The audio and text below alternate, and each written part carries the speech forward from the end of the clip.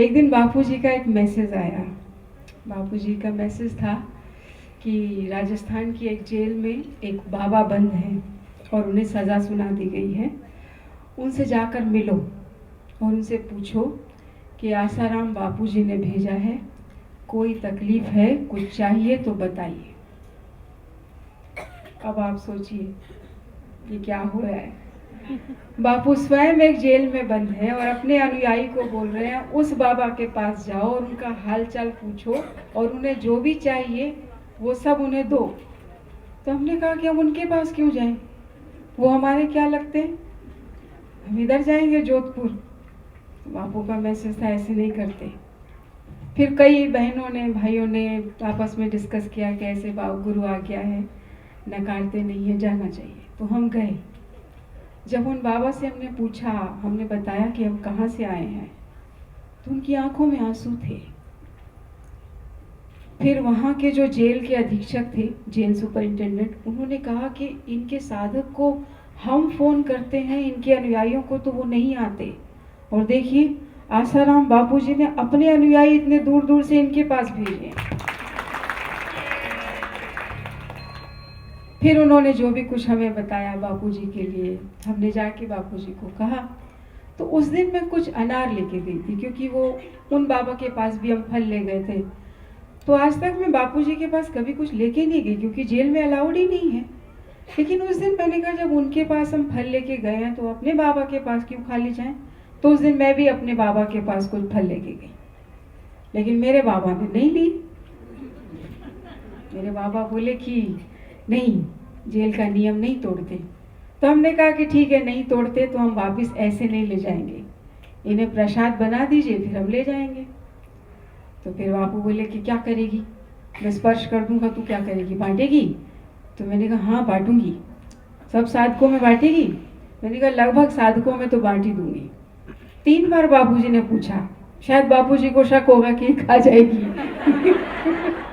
तो मैंने तीनों बार बोला कि बांटूंगी। तो 1 महीना हो गया, फिर भी मैंने कुछ फल जो संभाल के रखे थे कुछ साधकों को मैंने दिए। और आप लोग लकी हैं कि आपको भी वो फल कल प्रसाद में मिला है। मैंने यहाँ संचालिका बहन को एक फल दिया, मैंने कहा ये लीजिए, आप लोग आपस में बांट के खा लीजिए, क्योंकि ये बापूजी का प्रसाद है। और एक फल मैंने भाइयों के आश्रम में दिया, तो उन्होंने तो रसोड़े में डाला, सबको मिला। तो यहाँ बहनों का दिल देखिए कितना बड़ा होता है।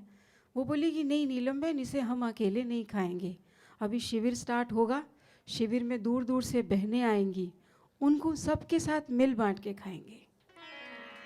क्या वाह, ये पहचान है बहनों की। कुछ भी अकेले नहीं खाएंगे, पहले सबको बांटेंगे फिर खाएंगे। अब एक वृतांत और बताती हूँ। एक बहन थी, वही राजस्थान में ही वही मिली। तो वो बहन पता नहीं यहाँ है कि नहीं है। तो वो बहन को सपने में, मतलब उनको कुछ साधना में तकलीफ़ें आ रही थी या कुछ सवाल उनके आ रहे थे, और वो ये सोच रही थी कि इन सवालों को मैं कहाँ जाके बात करूँ, किन से डिस्कस करूँ। उनके मन में ऐसे कई बार हो रहा था कि पता नहीं ये साधना की वजह से हो रहा है या क्या है। फिर एक दिन बापूजी के श्री चित्त के सामने उन्होंने अपना ये दुखड़ा रोया, सो गई। स्वप्न में बापूजी आए और बोले कि तू जोधपुर आ। वो सुबह उठी तो वो परेशान थी कि सब लोग, मतलब जोधपुर जाना, बापू से मिलना कोई इतना आसान काम तो है नहीं। फिर मैं अगर जाऊंगी भी तो मुझे मिलने भी कौन देगा। दूसरी बार फिर सपने में बापू बोले जोधपुर आ। फिर तीसरी बार जब बोले तो वो जोधपुर गई। तो वहाँ देखा तो वीआईपी की लिस्ट बन रही थी जो बापू जी से मिलने वाले थे। तो उन्हें लगा कि पता नहीं मेरी बारी आएगी कि नहीं आएगी, मगर उन्होंने अपना नाम लिखवा दिया। जब उनका नाम लिख गया तो लिस्ट अंदर जाती है, बापूजी से पूछा जाता है कि ये लोग आए हैं। बापूजी हाँ या ना कहते हैं और फिर उसके बाद जेल अधीक्षक हाँ या ना कहते हैं, तभी वो मिलना होता है। इतना आसानी से मिलना संभव नहीं होता। लेकिन उस लिस्ट में उनका नाम था और वो नाम अप्रूव हो गया दोनों जगह से, बापूजी की तरफ से भी, जेल अधीक्षक की तरफ से भी। वो अंदर गई तो बापूजी ने उनसे बात की, दिल खोल के उन्होंने अपने सभी सवाल पूछे। उन्होंने हर सवाल का जवाब दिया और बापूजी ने ये भी कहा कि ये जितनी भी तुम्हें प्रॉब्लम्स आ रही हैं, ये प्रॉब्लम्स मुझे भी आती थी, इसलिए कोई नई बात नहीं है, तुम्हें परेशान नहीं होना है। फिर वो बोली कि बापूजी, उनके सभी सवाल बापूजी ने ले लिए, तो बापू बोले कि कुछ और चाहिए या हो गया? तो बोली बापूजी एक चीज़ और चाहिए, आप दीजिएगा ना? तो बापू बोले हाँ दूंगा। बापू पक्का दोगे? हाँ पक्का दूंगा, तू मांग। तो बोली बापू बस इतनी कृपा कर दीजिए, प्राण छोड़ने से पहले मैं अपने गुरुजी की जय जयकार देखूं, बस ये आशीर्वाद दे दीजिए। तो बापू बोले कि अरे तू तो क्या, यहाँ जितने भी आके गए हैं वो तब तक प्राण नहीं छोड़ेंगे जब तक मेरी जय जयकार नहीं देख लेंगे। तो ये तो एक पहला सिंबल है। दूसरा सिंबल मैं और बताती हूँ। कुछ दिन पहले की बात है, एक फ़ोन आया अहमदाबाद आश्रम में। लकीली मैं वहीं पास में थी, तो फ़ोन मुझे पकड़ा दिया गया। जब भी कोई अनजाने फ़ोन होते हैं मुझे दे दिए जाते हैं, ये तू हैंडल कर। तो वो एक बहुत बड़े राइटर का फ़ोन था, और वो राइटर भक्त तो हैं, हिंदू साधक भी हैं, लेकिन बापूजी के भक्त नहीं हैं, किन्हीं और गुरु के हैं। वो राइटर एक किताब लिख रहे थे। उन किताब में उन्होंने बहुत सारी चीज़ों का जिक्र किया है। तो वो बता रहे थे कि नीलम जी, मेरे हाथ 3500 साल पहले की एक भविष्यवाणी लगी है, और मैं उस भविष्यवाणी को लेकर के एक किताब लिख रहा हूँ, और आपको जानकर ये खुशी होगी कि वो भविष्यवाणी आपके बाबा से जुड़ी हुई है। मैंने कहा 3500 साल पहले हमारे बाबा का जिक्र? मैंने कहा जल्दी बताओ, और कुछ बताओ। तो बोले कि अब आने वाला समय इतना अच्छा आएगा कि आपके बाबा पूरे विश्व में हिंदू धर्म का परचम लहराएंगे। मैंने कहा ये सब कब होगा? बोला बहुत जल्दी होगा नीलम जी, इसमें जो लिखा हुआ है और इसमें जितना लिखा है वो हर भविष्यवाणी सही हुई है, और अब ये समय भी आने वाला है। मैंने फ़ोन आपको इसलिए किया है, आप अपने बाबा को एक मेरी रिक्वेस्ट भेजिएगा कि बापूजी आप अपना पूरा ख्याल रखिएगा, क्योंकि आपकी ज़रूरत हम सबको है। उनका कमाल है, इतना दूर बैठा एक नॉन साधक बापूजी को पहचान रहा है, और यहाँ सत्ता में बैठे लोगों को समझ में नहीं आ रहा कि बापूजी क्या है। धीरे धीरे इन्हें भी आएगा, क्योंकि अब कुछ न कुछ चेंजेस ऐसे आ गए हैं कि इन्हें कुछ कुछ समझ भी आने लगा है, और धीरे धीरे पूरी बात भी समझ में आ जाएगी। एक दिन ऐसे ही मैं कहीं ट्रैवल कर रही थी, तो वहाँ एक बड़े सनकी से व्यक्ति थे, वो मुझे पहचान गए। तो वो पहचानने के बाद बापूजी के लिए कुछ अनाप शनाप बोल रहे थे। तो वहाँ 2-3 धनाढ्य फैमिली थी जो उनकी तरफदारी कर रही थी। मैं चुपचाप सुन रही थी। मुझे लगा इन्हें डांटूं, फिर लगा कि लड़ूं, फिर लगा कि अकेले हूँ, ये खूब सारे हैं, लड़ूं भी तो कैसे, फिर लगा देखी जाएगी, ट्रेन में हैं, कुछ ये कहेंगे तो कुछ हम भी कह देंगे, ये मारेंगे तो हम भी मार लेंगे। ऐसा मन में आया, तो हमने कहा ठीक है। 2-3 बातें हमने बोली, उनके पास जवाब नहीं था। अगर आपकी श्रद्धा अडिग है तो फिर सामने वाला कितना ही बड़ा पहाड़ बन के आपके सामने आए, वो निरुत्तर हो ही जाएगा, क्योंकि आप सच के साथ हैं, सत्य है हमारे साथ। ये अलग बात है कि बापूजी इस समय कुछ झेल रहे हैं। देखिए, नियति का भी कुछ होता है, नियति का भी कुछ तय होता है। 98 में बापूजी एक जगह कहीं गए थे किसी के घर पर, और वहाँ बापूजी ने मुझे वो सज्जन ने बताया। मैं एक दिन रतलाम गई तो वहाँ एक सज्जन मिले, उन्होंने कहा कि नीलम जी 98 में बापूजी मेरे घर आए थे, और बापूजी ने कहा कि आने वाले समय में मैं जेल जाऊँगा, मेरी तस्वीरें बनेंगी ललनाओं के साथ, फ़ोटो बनाई जाएगी, तू अपनी श्रद्धा डिगाना नहीं। बापूजी को 98 में मालूम था कि मैं जेल जाऊँगा, लेकिन बापूजी सेलेक्ट कर रहे थे कि किस जेल जाऊँ। अगर बापूजी दिल्ली की तिहाड़ जेल जाते हैं तो दिल्ली में बहुत सारी जगह हैं देखने लायक, दिल्ली के पास पैसा कमाने की कोई दिक्कत नहीं है। तो तिहाड़ जेल भी वैसे गए थे, बापूजी का मानना था कि मैं कुछ दिन के लिए जाऊंगा, कुछ दिन के लिए गए, लेकिन बापूजी ने बहुत सारी जेलों का मुआयना किया। फिर बापूजी ने कई बार ये भी कहा है कि राजस्थान का जो जलमान है, जो वहाँ का जो वातावरण है, वो शरीर के, हिंदू शरीर के, यानी हम लोगों के इंडियन बॉडी के लिए अनुकूल है। तो इसलिए किसी भी तापमान में आप रहो, राजस्थान में कुछ समय अगर हम रह लेते हैं तो बॉडी हमारी इम्यूनिटी बना लेती है। बापूजी ने ये खुद कई बार कहा है।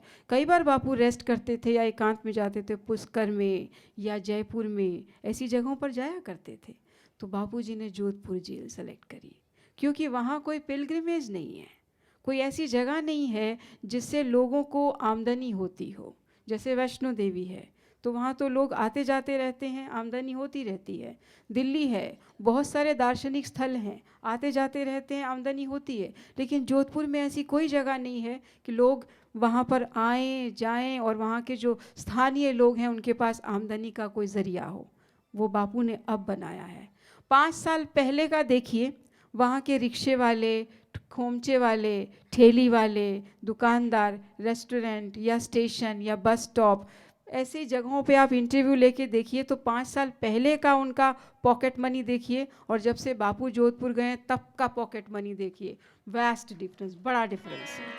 मैंने खुद कईयों के इंटरव्यू लिए थे। मैं गई थी जोधपुर में, मैंने बहुत लोगों का इंटरव्यू लिया। मैंने उन लोगों से पूछा कि जब बापूजी तो जेल में हैं, आपको ठीक लग रहा है, क्या लग रहा है?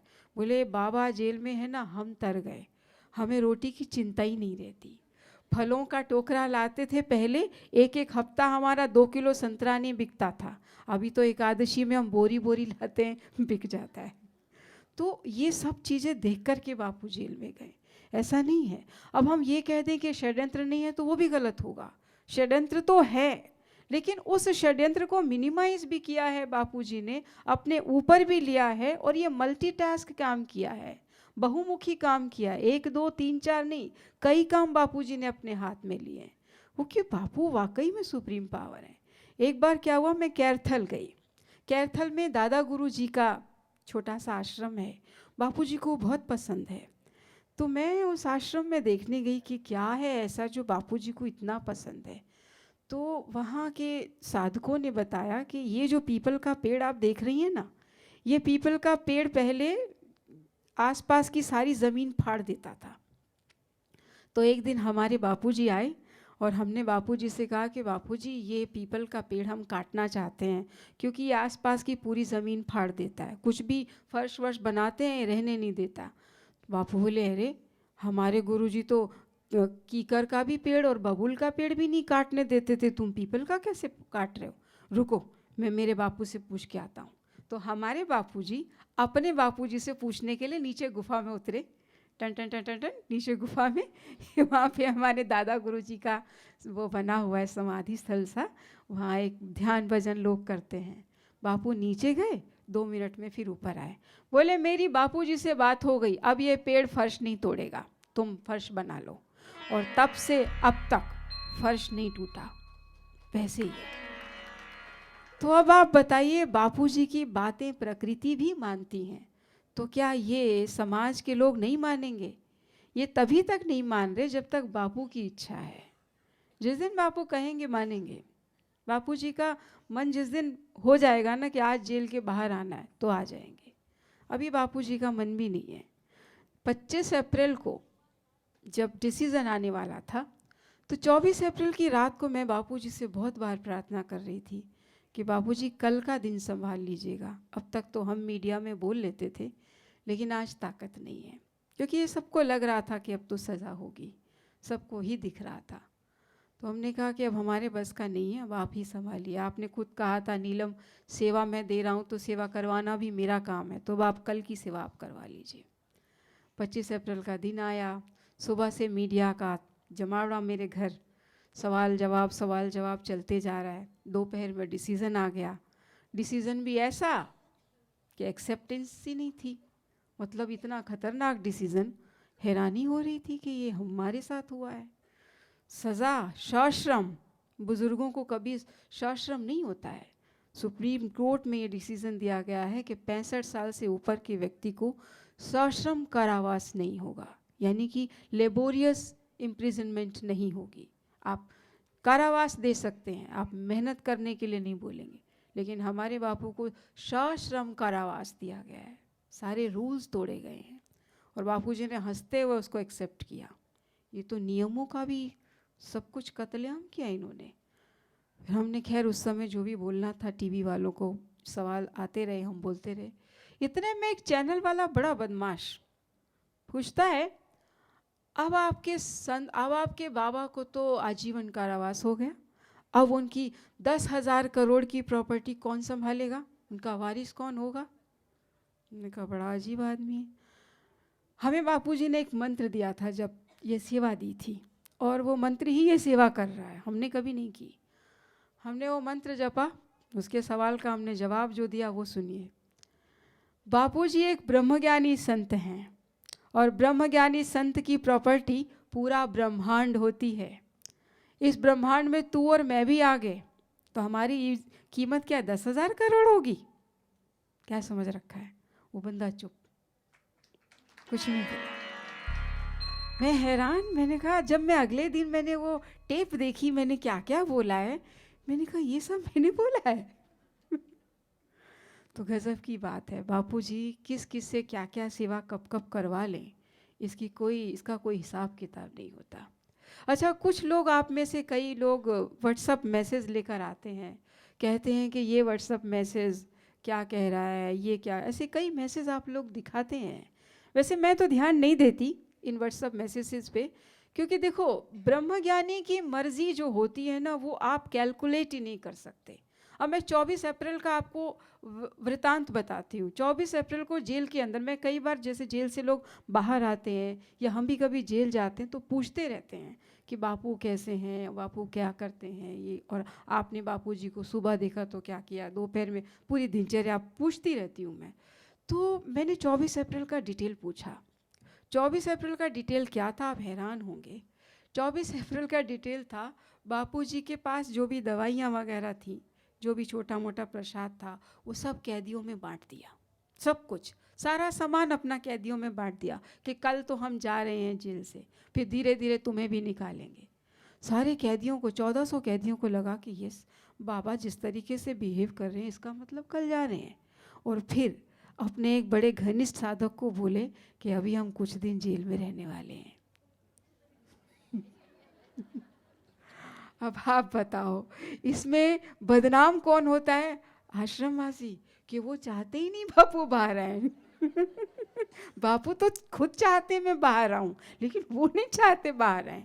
और इधर बापू कर क्या रहे, यहाँ बोलते हैं कि कुछ दिन जेल में और रहेंगे, अभी ऐसा करना कि ये हमको खाने पीने की चिंता मत करना, शरीर है ये सब आते जाते रहता है। और उसको बोलते हैं कि ये दवाई ले ले, तू ये दवाई ले ले, ये बादी की दवाई है, ये ऊर्जा, सारी दवाइयाँ, सब फल बांट बूट के कल जा रहे हैं हम, कल जा रहे हैं, कल जा रहे हैं। और वो 1400 कैदी बोल रहे हैं कि बाबा तो जेल में रहना ही नहीं चाहते, और यहाँ खुद बाबा बोल रहे हैं अभी हम जेल में कुछ दिन और रहेंगे। वह आप किसको सच मानोगे। हम दोनों से बात करके आए हैं, उनसे भी और उनसे भी। तो ब्रह्मज्ञानी की लीला समझ में सच में नहीं आती, कोई नहीं समझ सकता।